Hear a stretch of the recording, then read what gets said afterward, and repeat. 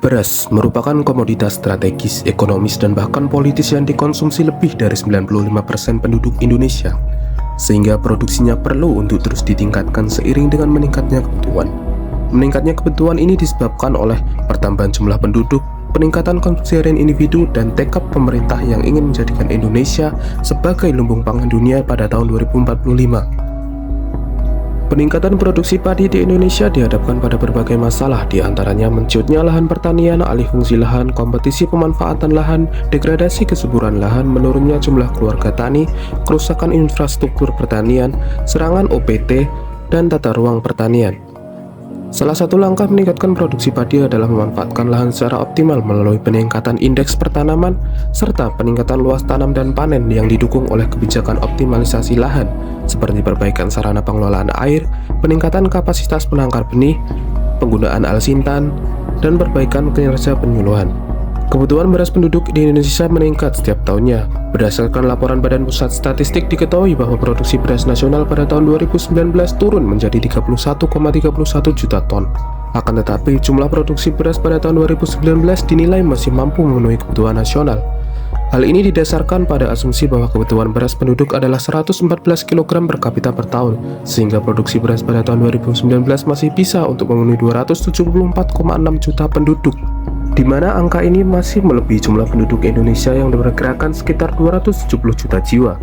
Meskipun demikian, produksi beras nasional diharapkan terus meningkat karena peningkatan jumlah penduduk tiap tahunnya berkorelasi positif terhadap kebutuhan beras nasional. Peningkatan produksi beras nasional dihadapkan dengan permasalahan menciutnya luas lahan garapan petani. Penciutan menyebabkan petani bisa tergoda untuk menanam komoditas lain karena pertimbangan ekonomi dan tentu saja menyebabkan penurunan kapasitas produksi padi. Alih fungsi lahan sawah menjadi tantangan dalam pembangunan pertanian tanaman pangan karena mengancam ketersediaan dan ketahanan pangan nasional. Kecepatan alih fungsi lahan ditentukan oleh pertumbuhan penduduk. Semakin cepat pertumbuhan penduduk, maka akan semakin cepat pula laju alih fungsi lahan. Selain itu, ancaman produksi beras juga berasal dari kompetisi internal dalam pengembangan komoditas pertanian, seperti perkembangan luas perkebunan sawit yang bersaing dengan padi. Ketersediaan air menjadi salah satu kunci utama keberhasilan dalam budidaya padi. Air merupakan penggerak utama berbagai kegiatan penting seperti fotosintesis, respirasi, aerasi, reaksi kimia, dan kegiatan mikroba. Oleh karena itu, untuk memperoleh produksi padi yang maksimal diperlukan pengelolaan air yang tepat. Pengelolaan air harus mampu menjamin kualitas air dan ketersediaannya sesuai kebutuhan tanaman pada setiap fase pertumbuhan. Akan tetapi pada kenyataannya, ditemukan bahwa di beberapa lokasi terdapat sebagian sarana pengelolaan air yang tidak berfungsi secara maksimal, bahkan tidak berfungsi lagi, sehingga tidak dapat mendukung pertumbuhan dan produksi padi secara maksimal.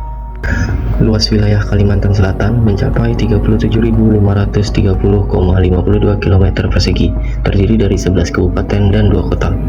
Menurut Badan Pusat Statistik Provinsi Kalimantan Selatan tahun 2020, jumlah penduduk Kalsel pada tahun 2019 mencapai 4.244.096 jiwa. Dengan asumsi setiap individu dalam satu tahun mengkonsumsi beras sebesar 114 kg. Maka dalam satu tahun, Kalsel harus menyediakan 483.827 ton beras. Berdasarkan data Badan Pusat Statistik tahun 2020, diketahui bahwa pada tahun yang sama, Kalsel mampu memproduksi beras sebesar 790.448 ton, sehingga pada tahun 2019, Kalsel surplus beras sebesar 306.621 ton, atau sekitar 63,37%. Menurut Badan Pusat Statistik tahun 2020, produksi beras nasional mengalami penurunan sebesar 2.629.831 ton, atau sebesar 7,75% dari tahun 2018. Akan tetapi, Kalsel merupakan satu di antara 8 provinsi yang mengalami kenaikan produksi beras. Produksi padi di Kalsel lebih banyak mengandalkan padi yang dibudidayakan di lahan irigasi, lahan rawa, dan lahan tak ada hujan atau padi sawah dibandingkan padi ladang. Dari hasil pengolahan data Kementerian Pertanian tahun 2018 dan BPS Provinsi Kalsel tahun 2015 sampai 2019, padi ladang hanya menyumbang produksi sekitar 7 hingga 10%, sedangkan luas tanam padi ladang pada periode yang sama hanya berkontribusi sekitar 10 hingga 12%. Lebih tingginya kontribusi luas panen padi ladang dibandingkan produksinya disebabkan produktivitas padi ladang lebih rendah dari padi sawah. Kontribusi padi ladang selama periode 2014 hingga 2018 memperlihatkan tren penurunan disebabkan oleh alih fungsi dari areal penanaman padi ladang menjadi areal budidaya tanaman lain, termasuk kelapa sawit. 5 kabupaten sentra produksi padi Kalsel adalah Kabupaten Barito Kuala atau Batola, Kabupaten Banjar, Kabupaten Tapin, Hulu Sungai Tengah, dan Hulu Sungai Selatan. Kelima kabupaten ini menyumbang 1.262.191 hingga 1.587.720 ton gabah per tahun, atau berkontribusi 65 hingga 70% terhadap produksi padi Kalsel. Selain mempunyai luas tanam yang lebih luas, kelima kabupaten tersebut juga mempunyai produktivitas padi yang lebih tinggi.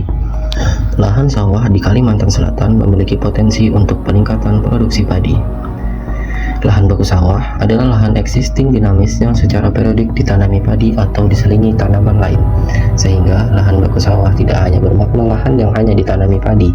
Oleh karena itu, lahan baku sawah dapat berupa sawah irigasi, sawah non-irigasi, dan ladang atau huma.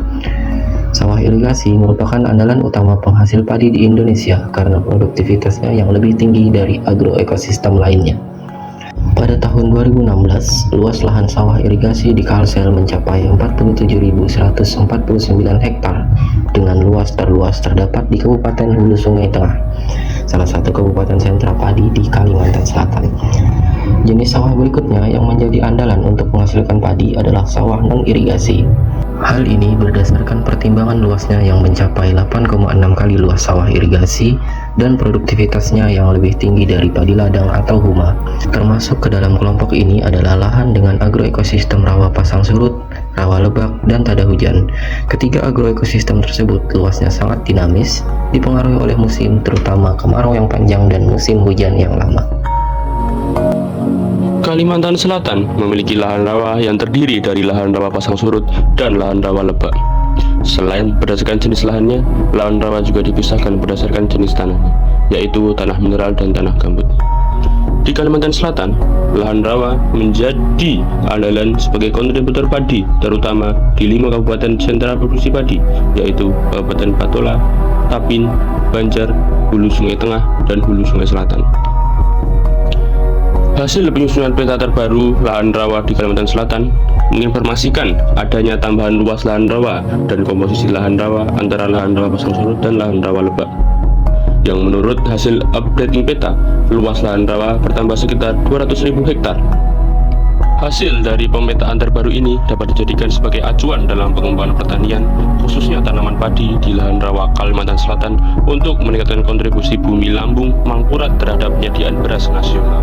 Tidak hanya itu, lahan rawa pasang surut merupakan salah satu andalan yang bisa dimanfaatkan untuk meningkatkan ketersediaan beras nasional dan menjadi andalan pertanian masa depan Indonesia.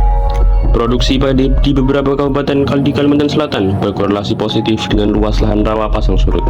Peluang pemanfaatan lahan rawa pasang surut di Kalimantan Selatan semakin terbuka dengan adanya pernyataan Menteri Pertanian bahwasanya Kalimantan Selatan merupakan provinsi yang dirancang pemerintah sebagai penyandang pangan nasional. Ketersediaan teknologi dan inovasi pertanian menjadi garansi keberhasilan pengembangan lahan rawa pasang surut sebagai lumbung pangan nasional. Oleh karena itu, pengembangan lahan rawa pasang surut untuk peningkatan produksi padi diarahkan kepada lahan-lahan potensial untuk peningkatan produktivitas, peningkatan indeks pertanaman, dan perluasan panen dengan memperhatikan dukungan teknis dan sosial ekonomi masyarakat. Sedangkan pemanfaatan lahan rawa lebak masih belum banyak berkontribusi terhadap produksi padi di Kalimantan Selatan. Petani hanya memanfaatkan lahan ini secara tradisional dan hanya berproduksi 1 kali dalam setahun. Peningkatan produksi padi di Kalimantan Selatan dapat memanfaatkan lahan tidak digunakan yang luasnya mencapai 148.073 hektar. 5 kabupaten potensial sebagai daerah pengembangan padi yang memiliki lahan yang tidak digunakan adalah Kabupaten Banjar, Kota Baru, Tabalong, Hulu Sungai Tengah, dan Batola. Kelima kabupaten tersebut memiliki luas lahan yang tidak digunakan sebesar 116.285 hektar atau sekitar 78,20% dari total luas lahan yang tidak digunakan. Pengembangan padi di Kalimantan Selatan juga dapat dilakukan melalui tumpang sari dengan tanaman perkebunan seperti kelapa sawit dan karet yang belum menghasilkan. Dalam menjamin ketersediaan beras diperlukan dukungan kebijakan, yakni inventarisasi kondisi existing lahan pertanian, optimasi dan revitalisasi infrastruktur pengolahan air, optimasi penggunaan alsintan, pengamanan panen, konsolidasi manajemen pemanfaatan lahan, perbaikan kelembagaan pertanian dan petani, dan penyusunan tata ruang pertanian. 1. Inventarisasi kondisi existing lahan pertanian. Langkah yang harus dilakukan adalah melakukan inventarisasi kondisi lahan existing yang meliputi jenis lahan, kepemilikan lahan, pemanfaatan, produktivitas, dan masalah teknis dan sosial yang dihadapi petani terkait budidaya padi. 2. Optimasi dan revitalisasi infrastruktur pengolahan air. Optimalisasi jaringan tata air dapat dilakukan melalui penggunaan pompa, pembangunan dan penggunaan long storage, penggunaan sumber air yang lebih berkualitas, dan penguatan kelembagaan perkumpulan petani pengguna air.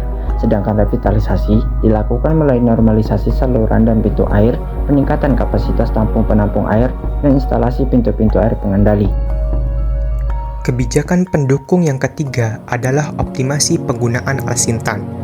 Dalam budidaya padi, petani mempunyai keterbatasan tenaga dan waktu, sehingga perlu menggunakan alat dan mesin pertanian atau alsintan. Ada 4 tahap dalam budidaya padi yang memerlukan tenaga yang banyak, yakni persiapan lahan, penanaman, pemeliharaan, dan panen. Alat dan mesin pertanian yang paling dibutuhkan adalah alat pengolah tanah atau traktor, alat tanam atau transplanter, dan alat panen atau combine harvester, karena ketiga kegiatan tersebut membutuhkan waktu yang banyak. Kebijakan optimasi penggunaan alsintan perlu memperhatikan tipe dan ukuran alsintan yang diperlukan. Sekitar 70 hingga 80% luas lahan yang digarap oleh petani menggunakan traktor roda 2 dalam pengolahannya. Menurut petani, hal ini disebabkan mobilitas alat lebih mudah, resiko merusak galangan lebih kecil, biaya lebih murah, luas sawah yang sempit, dan petani lebih percaya diri mengoperasikannya. Hal lain yang harus diperhatikan adalah adanya bengkel alsintan yang menjamin ketersediaan suku cadang dan pemeliharaan alsintan, serta pelatihan kepada petani atau pengurus UPJA agar efisiensi penggunaan alsintan dapat lebih baik. Selanjutnya, kebijakan keempat adalah pengamanan panen. Berdasarkan pengamatan 5 tahun terakhir, terdapat selisih luas tanam dan luas panen yang cukup besar. Perbedaan tersebut disebabkan karena kurangnya suplai air, serangan hama dan penyakit, dan banjir. Pengamanan panen dapat dilakukan dengan perencanaan tanam yang baik, sehingga terhindar dari risiko gangguan produksi seperti salinitas dan keracunan besi. Langkah lainnya dapat berupa penggunaan varietas tahan dan toleran, memaksimalkan fungsi sarana pengelolaan air, dan melakukan monitoring gangguan OPT. Perencanaan pengembangan tanaman padi terkendala oleh sempitnya kepemilikan lahan untuk skala ekonomi. Perencanaan sistem pertanian secara individu yang dilakukan oleh para petani semakin meningkatkan tingginya risiko kegagalan panen. Oleh karena itu diperlukan konsolidasi manajemen pengolahan lahan melalui pertanian korporasi lahan. Korporasi pertanian merupakan sebuah langkah dalam mengkonsolidasi manajemen lahan dengan menggabungkan beberapa kelompok tani dalam satu manajemen pengolahan lahan. Dengan kata lain, pertanian korporasi merupakan pertanian yang menghimpun petani dalam jumlah lebih besar dan lahan usaha yang lebih luas dalam kesatuan manajemen. Peningkatan produksi padi di Kalimantan Selatan juga harus didukung oleh kelembagaan pertanian dan petani. Kelembagaan pertanian yang dimaksud meliputi kelembagaan penyuluh pertanian, kelembagaan penyediaan saprodi pertanian, dan juga kelembagaan permodalan pertanian. Kelembagaan pertanian yang kuat akan mempertegas usaha dalam mengkonsolidasi lahan pertanian di Kalimantan Selatan. Oleh karena itu, perlu dilakukan penguatan terhadap kelembagaan pertanian seperti kelompok tani dan gabungan kelompok tani, dalam hal teknis seperti budidaya, pengolahan, dan pemasaran. Aspek terakhir yang perlu diperhatikan dalam pengembangan lahan pertanian di Kalimantan Selatan adalah tata ruang pertanian. Tata ruang pertanian bertujuan agar pengembangan komoditas tidak saling melemahkan salah satu komoditas dalam suatu kawasan pertanian. Sebagai contoh, tanaman padi yang dibudidayakan berimpit dengan kelapa sawit akan mengalami penurunan produktivitas karena memanfaatkan air yang telah mengalami penurunan kualitas dikarenakan penggunaan herbisida, insektisida, dan pestisida pada lahan kelapa sawit. Oleh karena itu, diperlukan perencanaan tata ruang dalam pengembangan lahan pertanian di Kalimantan Selatan dikarenakan sebagian besar wilayah tersebut ditanami dengan komoditas kelapa sawit.